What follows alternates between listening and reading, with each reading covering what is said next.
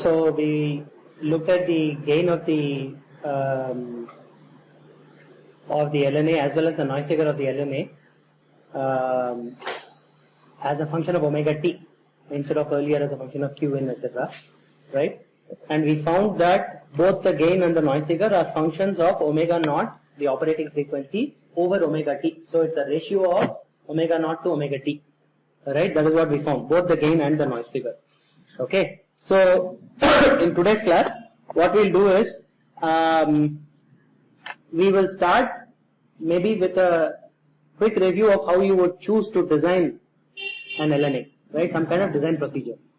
Okay. But before we do that, Nishant, let's get to your question, right? So your question was that if I were to plot the noise figure as a function of frequency, so let's say f, right? You tell me that you are seeing some behavior like this. Okay. So if you folks go ahead and design when you do your LNA project, you will find out that maybe I'll show a slightly magnified plot. Maybe this is your operating frequency, f0, and maybe this is your bandwidth. Okay. This is bandwidth. Okay. And you will find something like this. So what does your equation tell you about the noise figure?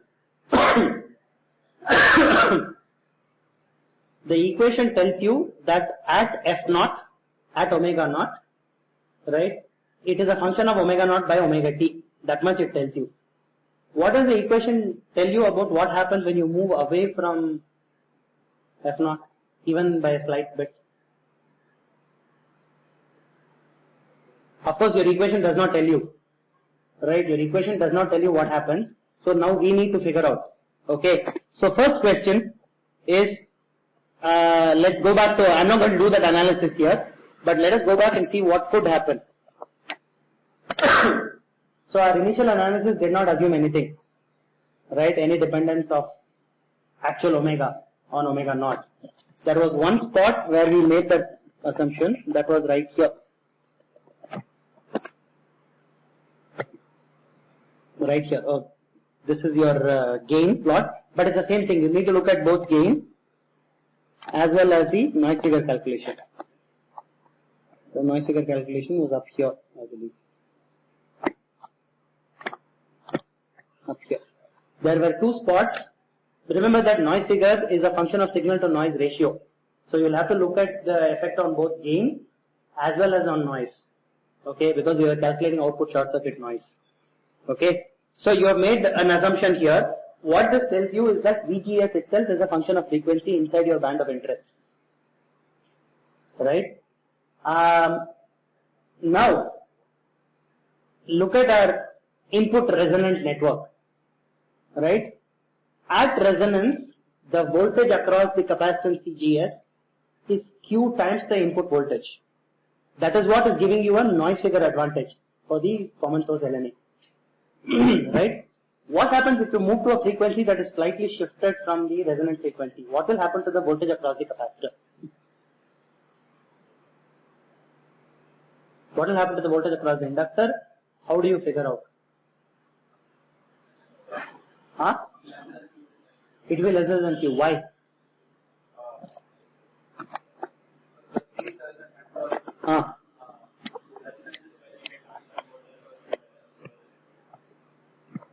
Wait, you have to be a little bit careful. This is Vs. So let us say RLC. Now for a series network, the resonant voltage is the voltage where you get maximum voltage across the capacitor and inductor, is it? We never defined it that way. How do you prove it?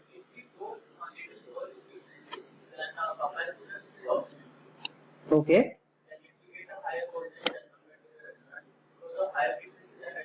Okay. Okay. Voltage across the capacitor will be lower. What do you think, Karthik? What we have said is that at resonance, the voltage across the resistance R is Vs. That much we have said. And now voltage across the capacitor is Q times Vs at resonance. What was Q? How did we define Q? We said either the inductive part or the capacitive part. So it's either omega naught L by R, Q at omega naught. or 1 over omega naught CR. How do you calculate the voltage across the inductor or the capacitor?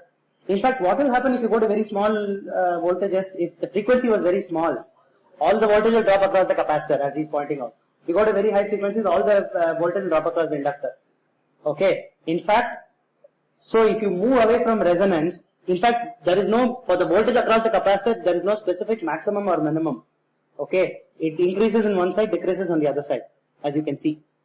It is purely one, so the voltage across the capacitor is simply 1 over SCGS over sum of all impedances times Vs. That's all it is. Right? The voltage across the inductance is SLS over sum of all impedances. Right? You can calculate it at any frequency. Okay? It is clear though that the voltage across the capacitor changes over the band. So, based purely on the voltage across the capacitor, it seems like the the lower end of the band should have a slightly higher, larger voltage. Okay, and slightly larger voltage means slightly more gain before you hit the noise sources. So, slightly better noise figure, maybe. Okay, so if that were the case, you would see something like this. Okay. You would see a curve which looks like this. Maybe you will see a curve which will correspond to this curve, because the minimum will happen at the lower edge of the band. But here is my next question. Suppose I keep going low, will the noise figure just keep going down to all the way down to 0? Why not? It seems like if I keep doing this, no, noise factor will not increase.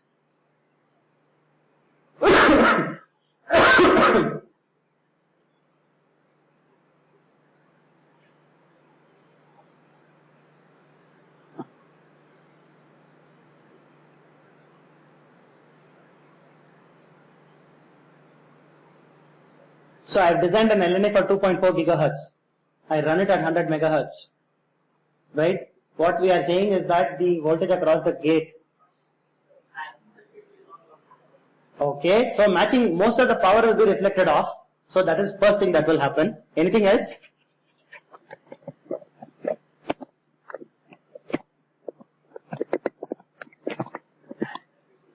So first of all, the available voltage will appear across the, it seems like it will appear across CGS.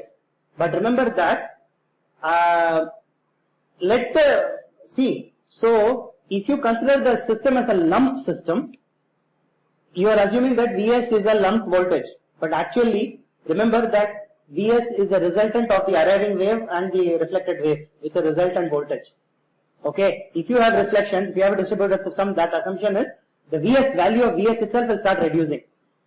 Okay. So it is clear that if you go further out of band, eventually once your input gets heavily mismatched, okay, the noise figure will start going up because the gain will start going down severely. Okay, imagine your reflection coefficient is like very close to 1. So the amount of power available voltage for your LNA is extremely small. Okay, so Vs itself starts decreasing.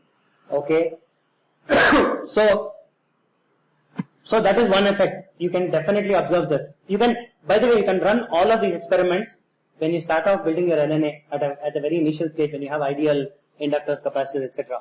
You should run all these experiments, because this is a good point for you to understand why we are doing all of these things. Okay, what else? Any other effects? There is of course one more effect. The noise from the transistor itself we have assumed to be broadband. Okay, as long as you are very far away from omega t, both noise and gain of the transistor do not change that much. Right? Okay. Of course, output resonant network now will start affecting you. So the noise of RD will start, effective noise of RD will start getting larger and larger, because RD we assumed it's at resonance. Okay. So the impedance and the noise that was getting the gain of the LNA dependent on RD. We found out yesterday we found out the short circuit noise current divided by capital GM, etc. But there will be some effect of RD also. This will be a slightly more second order effect compared to this input matching issue. Okay. Okay.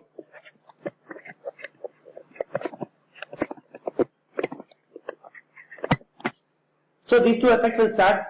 Okay. Anything else? Flicker noise will be far away. Even 100 megahertz. I mean, nowadays, if you have a 65 nanometer process or a 28 nanometer process, there will be flicker noise at 100 megahertz. If you're designing at 2.4, it's extremely rare for you to have flicker noise. So it turns out that there are other sources of noise that we have not considered here. Okay, there are other sources of noise. Now, I most probably will not be considering them in this course this year. You can go back to 2011 lectures. The video lectures are available. Excuse me. Many transistors, MOSFETs, have something called induced gate noise. Okay, it turns out that there is a second source of noise called induced gate noise.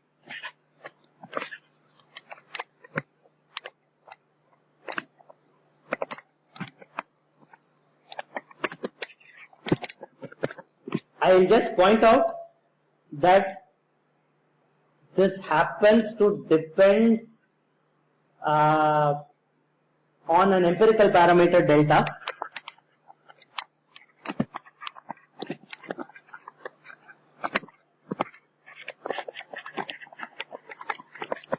So it will need to be measured. It happens to be colored noise. Okay, and it happens to normally increase with frequency through some polynomial fashion, mostly quadratic. Okay.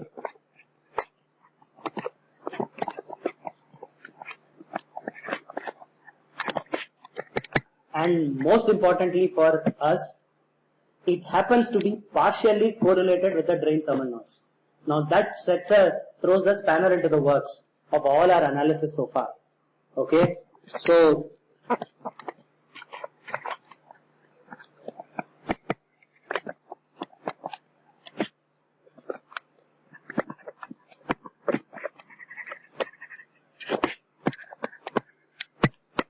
clearly it is not completely correlated. It is because there seems to be an extra source of noise. If all the noise originated because of drain thermal noise, it will be 100% correlated. Part of it seems to be coupled probably through the oxide capacitance from the drain thermal noise. But there is another source which clearly we do not understand really well because we have some empirical parameters. And I would say even at this point, for circuit theorists, noise theorists, it's still an area of interest for them. Okay. Now, as far as we are concerned, it is empirical and there is some dependence on this empirical parameter delta, as well as the gate capacitance and gate resistance of the MOSFET. It depends on CGS and RG.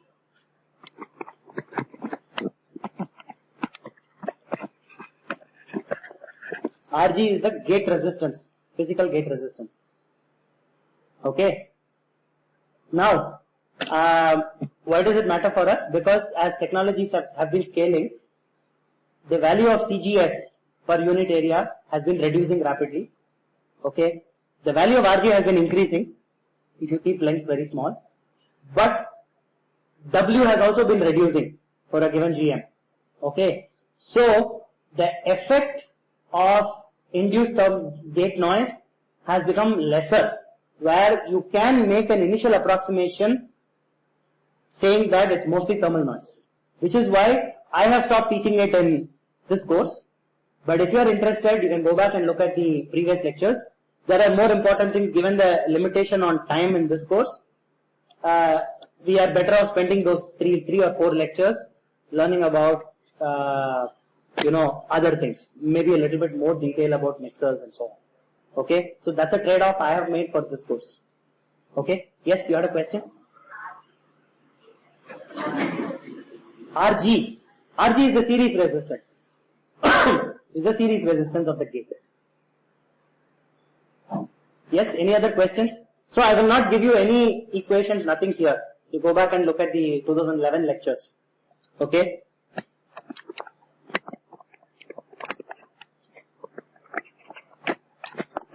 For more details. And what you'll find is that the modern way of modeling the noise in the device has moved away from this way. They model it in a completely different way. This was very useful when you had to model it in a specific way.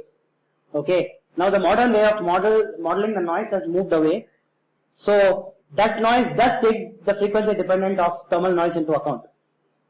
Okay, as well as options for correlation coefficients between gate noise and thermal noise.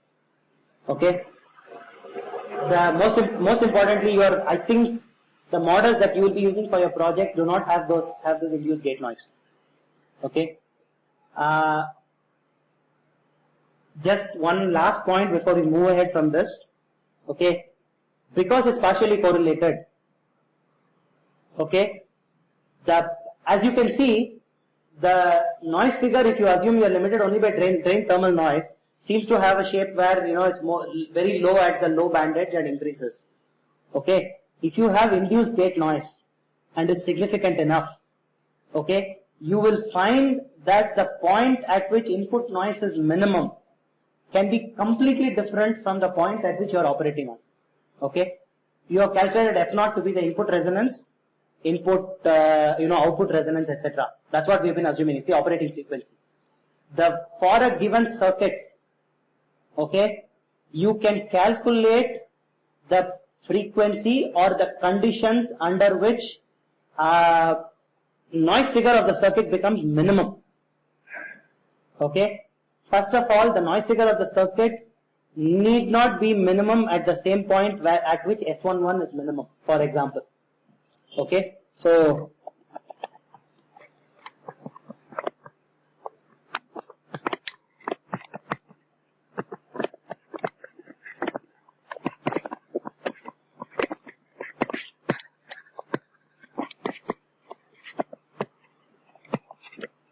and in general will not. Okay. So in fact in the 2000 lectures you can have calculated what F min looks like depending on the input impedance parameters. So if you are interested, please go take a look. Okay. Our design procedure in this course will kind of assume that induced gate noise is small, so that largely limited by drain thermal noise. Okay. Any questions? So if you look at the expression for this, it will look like some 4 kT delta GG delta F, something like this, the noise current. Okay, and then you can refer it back to the input as a voltage and so on to calculate the noise figure. I have done all of this in the 2011 course. Please take a look. Okay. Design procedure. So LNA design procedure.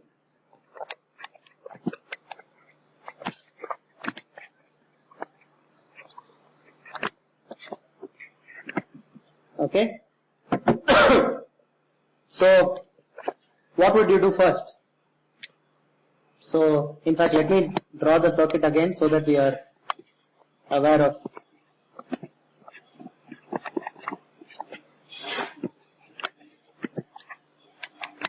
which circuit we are talking about.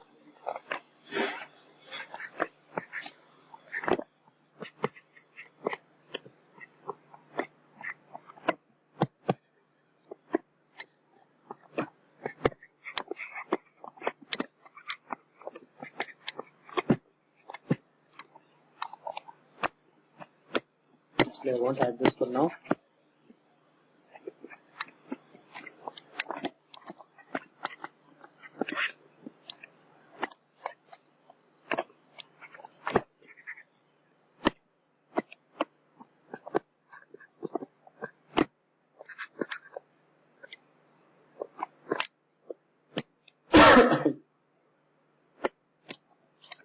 Okay, so this is our circuit that we are looking at. So design procedure. what do we start with? So remember that easiest to start with setting parameters that we can set easily without affecting many different things, right? So you can see that the drain is one of the easiest to set because you have three parameters. Let's assume you know the load capacitance. Okay. What do you want for high gain, low noise?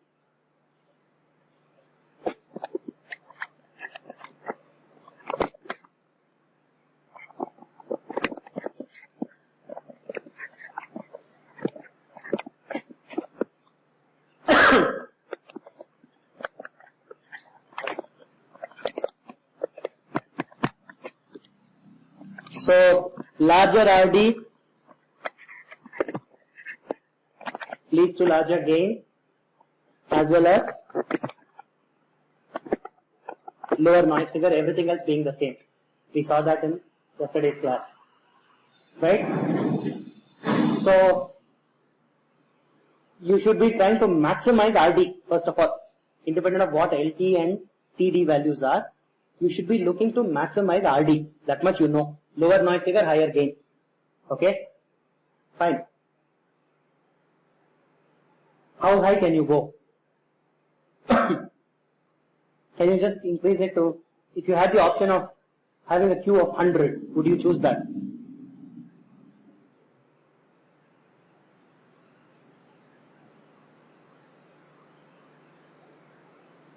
Well, remember that the LNA still needs to operate over the band of interest, right? A Q of 100 may give you a bandwidth of 2 megahertz, right? That's useless for you if the bandwidth of operation is 50 megahertz, right? Remember that as far as your circuit is concerned, the input Q is effectively isolated from your output Q. Assume that the cascode has helped you neutralize the output-input interaction, right? So going from input to output, you see one narrowband series resonance, one parallel resonance. Okay, so the effective Q will be the cascade of these two bandwidths. The lower bandwidth will dominate. You could have a very broadband input match, but if you have a very narrow band drain resonance, your LNA will operate only over that frequency range, right? So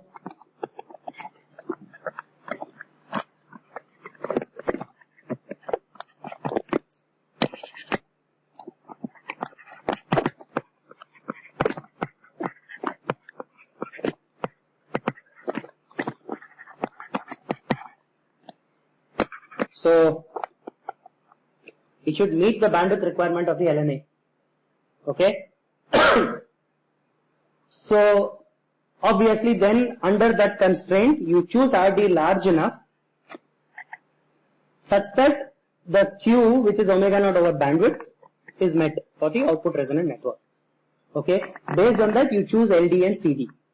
Normally it will be LD that will dominate the quality factor, because at a few gigahertz, assuming you are designing at a few gigahertz, the quality factor of the capacitance will be like, 100, 150, 200, numbers like this. Quality factor of the inductor will be like 10, 15, 20, numbers like this. Okay. So, of course, the effective RD will be the overall losses in both the capacitance and the inductance. Normally, you will be dominated by the value of inductance, which means you normally want to maximize the value of LD. Okay. Subject to quality factor constraints. So now imagine you can design an inductance, drain inductance of 100 picohenry, 500 picohenry, 1 nanohenry, etc. all approximately with a Q of 15. You design that by designing the inductor. We will probably immediately after we finish the LNA class, we'll have a class on inductors. Okay, because that is something you will not encounter in any other class. We have to have a class on inductors. Okay.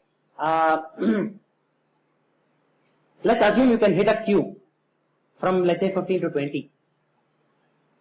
Now what that means is that a larger LD will give you a larger RD because RD or omega LD, we are assuming that capacitance is almost ideal. RD over omega naught LD is the quality factor, larger quality factor, larger RD. Okay, fine. That will be almost equal to the quality factor of the inductor very often if the capacitance is ideal.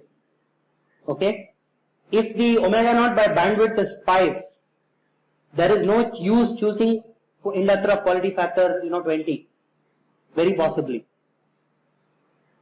Make sense? Okay.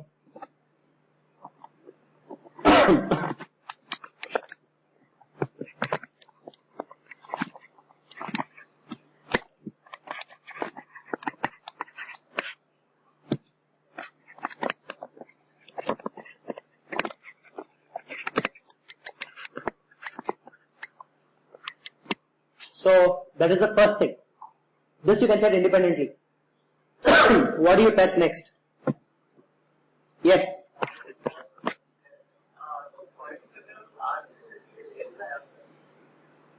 What? Who told you that? That's not true. Go back to the first lecture.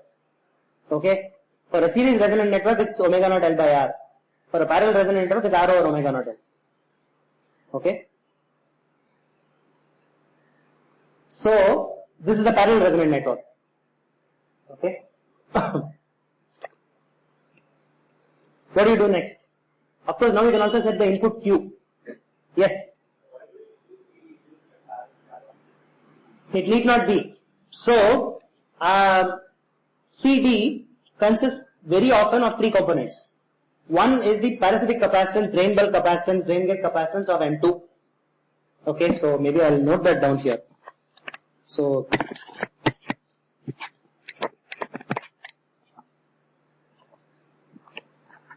C par of M2 plus capacitance of the load. You will have some, maybe driving a mixer which is a capacitive load, maybe driving another amplifier stage, etc. Okay. Now apart from these two, remember that the value of this parasitic capacitance, value of all capacitances in the circuit change over process. They'll have a process variation. Okay. To compensate for that, so now imagine you have just designed it such that the Q is on spot on. The bandwidth F0 is spot on. But then your process corner moved to the slow corner, so your capacitance has increased, your resonance frequency has shifted. What do you do? Right? You're out of luck if you have not done anything. Okay? So to fix this, you most probably have to have some variable capacitance. What is that? That is normally a capacitor bank. Okay? So I'll put that as some fixed capacitance here. So, okay, I'll put it as some variable capacitance here. Okay? When you folks design it, maybe for a project, you might choose to put some fixed cap. Okay? Which can be used to tune this. You can choose to ignore it also for the class project. I don't mind. Okay? Because you are not doing process variations. But if you are building this chip, okay, believe me, when you run, remember that in the analog IC class, I talked about running simulations over process, mismatch, etc. with the model files. If you take your LNA design for 2.4 gigahertz, run it with the slow corner files, let me assure you the capacitance in the slow corner of the transistor will be larger. Okay, the resonance frequency will move down. Okay, if the Q is even like 4 or 5, you are done. Right, the 2.4 will go to 2.2. Maybe your band was 2.4 to 2.5, it will be working from 2.2 to 2.3. Okay, how do you fix this? You need to have, just like I talked about having a resistor bank with switches, you need to have capacitor banks with switches.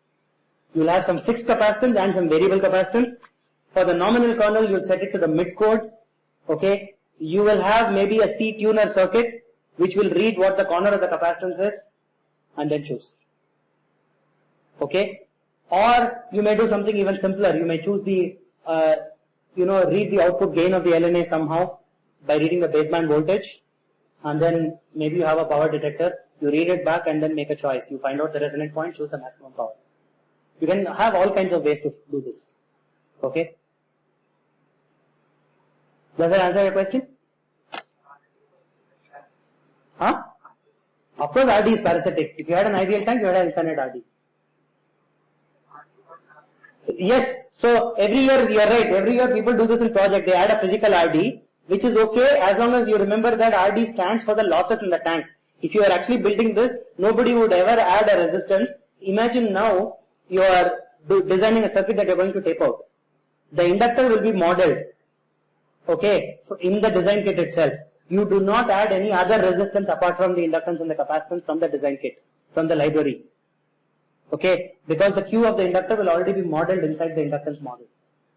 Okay. We will talk about the inductance model maybe as after we are done with the LNA. Okay. What else can you set? Of course, now since we are talking about bandwidth, might be useful to set the input Q also to make sure that it meets your bandwidth requirement. What is the input Q?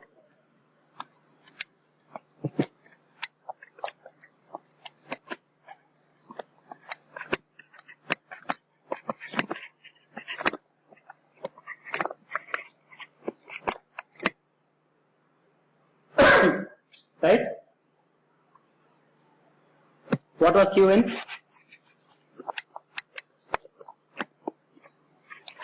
1 over omega naught CGS, 2 omega naught CGS RS.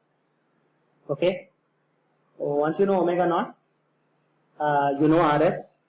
Okay. You can see that this sets the value of CGS in some sense. Okay. Now, what do you do? Well, we'll come back to this again. What do you do if CGS is too small? This is going to come again in the next point also. Well, this will give you a value of CGS, right? So now you can do two things. We discussed this, right? You can add some fixed capacitance across the gate source. You can also change the input, the AC coupling capacitor. You can do either of these two things. And by the way, both of them will have different effects. Okay? Of course, both of them will have different effects because in one case you have two capacitors in series. The voltage, there is a voltage division across the series caps. In the other case, you are just increasing this cap itself and getting the total voltage. So there is a slight difference, okay, in the two cases. Okay, but let us assume this gives you a value of CGS, okay, which you can achieve. What do you do with this?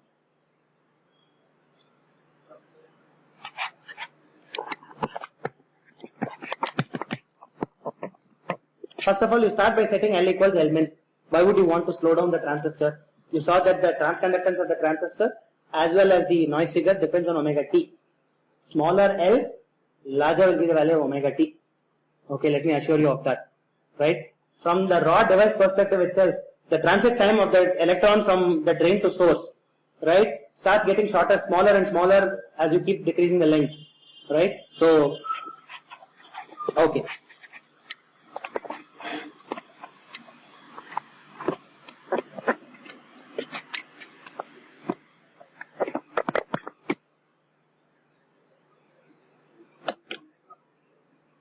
Qn equals. So, yes, you can assume that. You can, for noise figure, okay. So, first of all, there are two effects. For noise figure, you want Qn to be large. Okay, so that you get a lot of passive gain up front. Okay, so CGS should be as small as possible. Okay, by the way, that itself will give you very large omega t, as you can see, right? So we derived two expressions for the effective GM and the gain and so on. One of them was a function of only omega t, the other included CGS and so on, Qn, CGS, but they are all both equivalent expressions. The point is, you can set Qn based on bandwidth. Okay, if this meets your noise figure requirement, then you're good to go. Right? If it doesn't, it is clear that you can't increase Qn. You have to do something else to reduce noise figure. Because you have set Qn based on bandwidth. Does that make sense? Now what you could do, if you have set Qn based on bandwidth, but your noise figure, you wanted spec was 2 dB, but you have hit 1 dB or 0.8 dB. Then you can go in and reduce Qn if you want. Right? You can get slightly more broadband on the input, but with just one caveat. What matters is the total bandwidth of the LNA, which is the cascaded spectral bandwidth from input to output, which depends on both Q in and Q drain. If you set Q in to be exactly equal to Q drain, you will see bandwidth shrinkage. Okay? Have you seen, so if I take a low pass filter, two low pass filters with corner F0 and cascade them with an ideal buffer in between, what will be the new 3 dB bandwidth? It clearly cannot be F0 because each one will give you 3 dB at F0. So if you take the cascaded bandwidth, it will give you 6 dB at F0. right? So you can go ahead and calculate what will happen for an RC filter, for example, if you had a cascaded RC filter. Similarly, you can go ahead and calculate for a cascaded LC filter what will happen for the to the 3 dB bandwidth. It will be lower. You will see shrinkage. Okay. So each of these Q's bandwidths will have to be larger than the requirement for the LNA as a whole. Okay, if you start off in this design fashion. Having said that, at the end, if you go back and find that noise figure is way better than what you expected, then you can go back and set Qin to be much more wideband. Okay, how does that help you? Hopefully to reduce power, if nothing else. Okay, we will see how that helps you, if that helps you reduce power. Hopefully you can relax Qin. If you relax Qin, what will happen is Qin will become very wideband. Most probably your output resonance is the only thing that will decide your bandwidth of operation. Then you set that to the overall bandwidth. Does that make sense?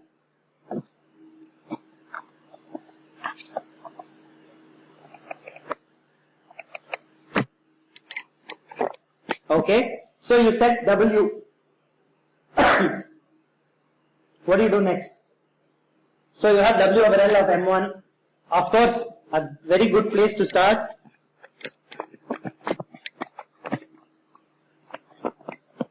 W1 is equal to L1, W2 is equal to L2. Okay, fine. And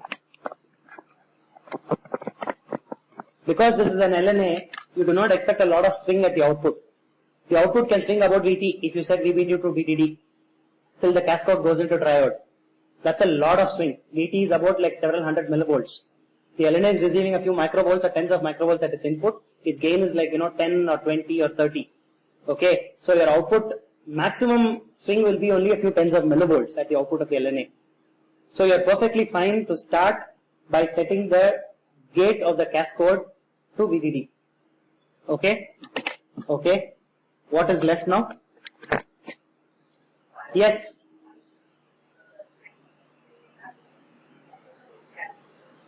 Of course you can.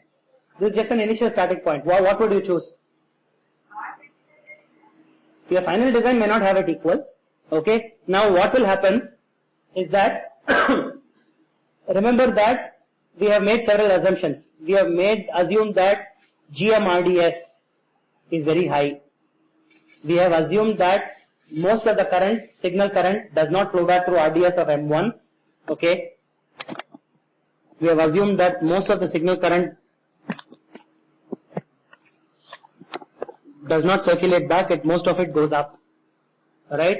That assumes that 1 over GM2 is much larger than RDS1. You need to ensure whatever you do to the size of M2, if you start decreasing the size of M2, 1 over GM2 will start reducing. Clearly they have the same current. Okay. What will happen if you make it very large? It's capacitive effects. You will increase the capacitance at this node as well as the output node. If you increase the cascade to make it too large, which means the noise of the cascade will start coming into picture. So a good starting point is to make it the same size. And then you figure out, is the noise of the cascade too large? Is its capacitance too large?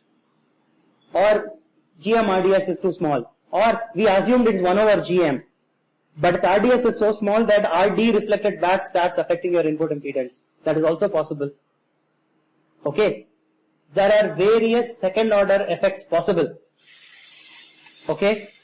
What I want you folks to do is to find these out when you start designing a circuit, which is why I'll give you 3 weeks for the project. Most probably it will be put out today or tomorrow. I'll give you 3 weeks for the project. Get started right now, because finalizing the design will take time. Characterizing the transistor at 2.4 gigahertz may take time. Okay. So get started as soon as the project is assigned. Don't wait. Okay. Does this may answer your question? Yes. Somebody else had another question here? I thought somebody has raised their hands. Here somewhere in this region. Maybe a mistake. Okay.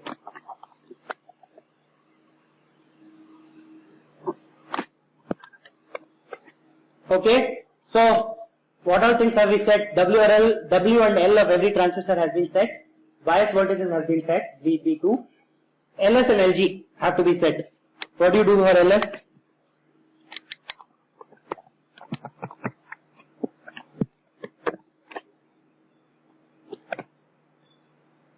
Okay. What do you do with omega t? From noise figure and gain and GM, okay, it seems like you have to maximize omega t, right? So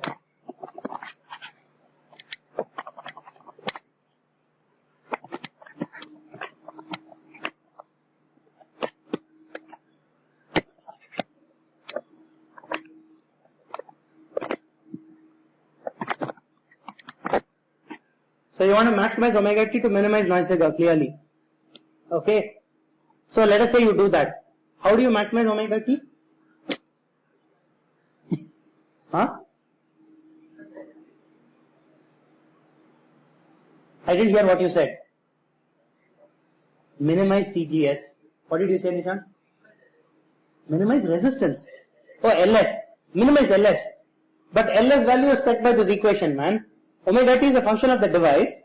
LS is what you derive from this equation. Huh? Increase GM1. Okay, so basically omega t, first of all, omega t is GM by CGS. It is completely under your control. LS is a derived quantity to match the input. Okay. Now, how do you maximize omega t if in a given process? You need to, of course, maximize GM, minimize CGS. What does that mean? Burn more? Okay, and that's it?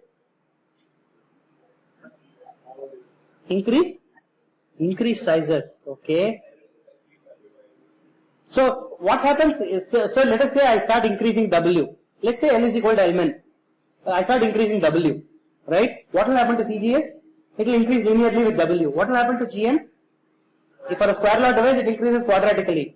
So if I keep increasing width, actually omega t will fall. I hope that is clear. It falls as 1 over root W, root omega, root W for a given process, right? It falls as 1 over root omega for a square law device. So you should be looking to minimize W because GM increases the square root of W. CGS increases with W, you should be looking to minimize W. Okay?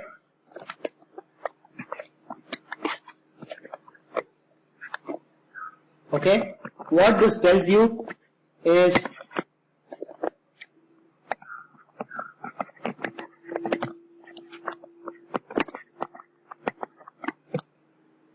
minimize W. Okay? Let's assume you have done that. Next step is to increase GM. How do you increase GM? Increase current. Okay.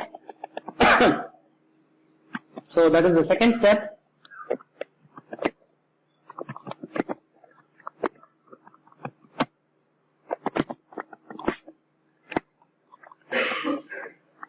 What do I mean by maximize I bias? Of course, you will have a power consumption spec for your transistor. Right? You can't just randomly increase it. If you did not have any power constraints, that's great. You need to burn a lot of current. Right? So as you can see, if you keep doing this, you are using a smaller and smaller device, larger and larger current. You are basically increasing, maximizing VGS minus VT.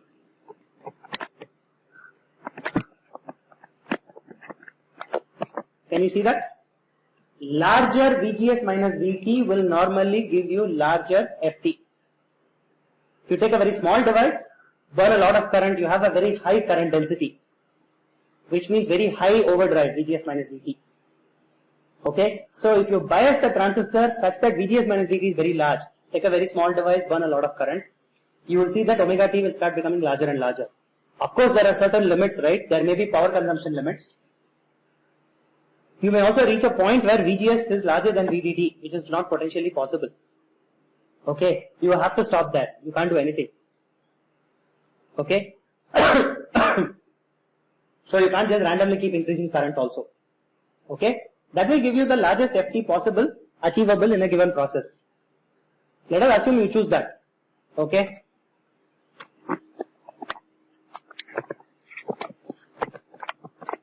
Let us take the 65 nanometer process. You can hit raw FTs of about 300 gigahertz easily. Okay. Let's say 300. the raw transistor FT. Okay, it's anywhere from about 280 to about 320, 330. You can hit for the raw transistor. Let's assume about 300. Okay, what is the value of LS? Can you quickly calculate it?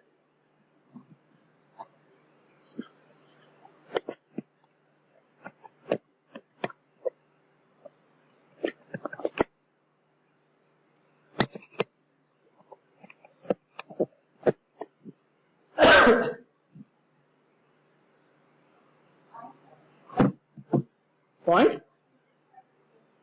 0.265, 26.5, is that correct? And is that okay? 26.5 picohenry. Okay.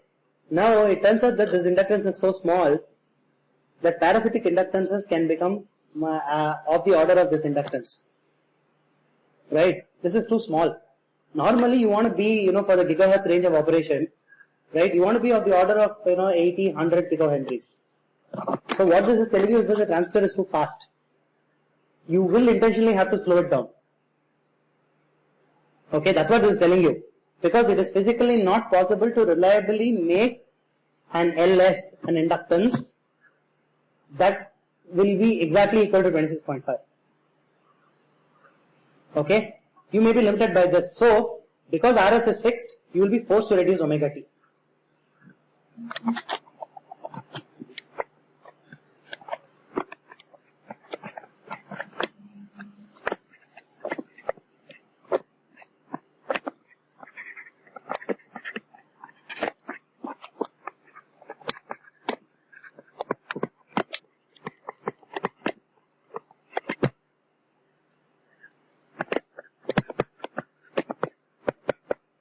Why do I say at a few gigahertz?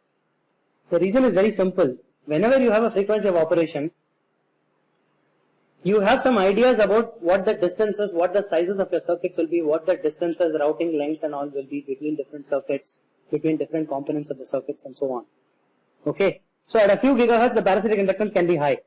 Now, if you tell me that the same design is being done at 28 gigahertz, right? You can probably, I would probably say push the limits. Don't choose 100 picohenry, maybe let's try 50.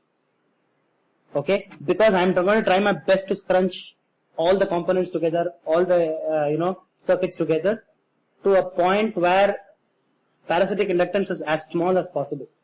Anyways, because I'm operating at very high frequency.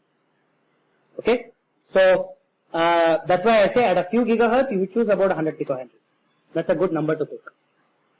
Okay, any questions? Which means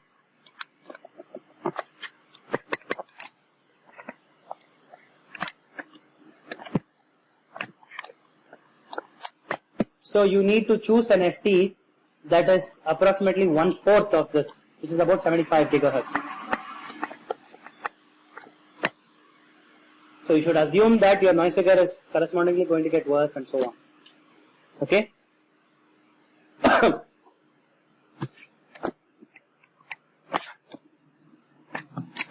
Point number 6.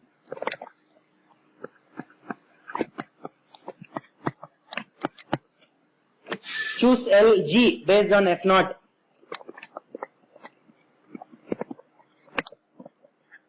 You have set CGS already through QN. You now choose LG. Okay. Now for a few gigahertz with LS of 100 picohenry, it is quite possible that LG can be extremely large. 15 nanohenry, 20 nanohenry, 30 nanohenry. It is very possible. As you can see, it depends on the value of CGS, which you are already trying to minimize. Okay. If you do that, it is very hard to make a 30 nanohenry inductance on the chip. It won't even operate at 2.4 gigahertz. You may be forced to choose an off-chip inductance. Okay, you may be forced to do that, which will hopefully operate at 2.4 gigahertz or whatever your desired operating frequency is. Okay. If LG is too large, okay, you don't have a lot of choice. I'm just pointing out that LG may be large. Increasing LS may cause you to cut FT by quite a bit. Your noise figure may get really bad. You may not have a choice, okay, in having very large LGs. That is just you should just remember that. Okay. Now we have set almost everything, right? We have set I bias to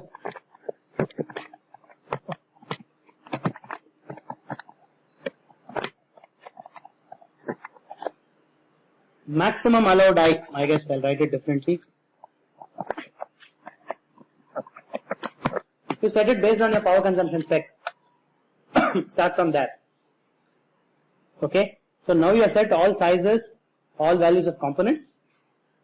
This gives you a good starting point, right? Next step, maybe in tomorrow's class, do you want to do a design example in class, or you folks feel comfortable now taking this forward? Sorry? Did you say something? We can take it forward, right? It's very simple. Everybody feels comfortable taking it forward. It's extremely simple, right? So now you have all the equations to set the values of, inductances, sizes, etc. Okay? So, we have not designed for IIT 3. Okay? We'll discuss that in the next class. Okay?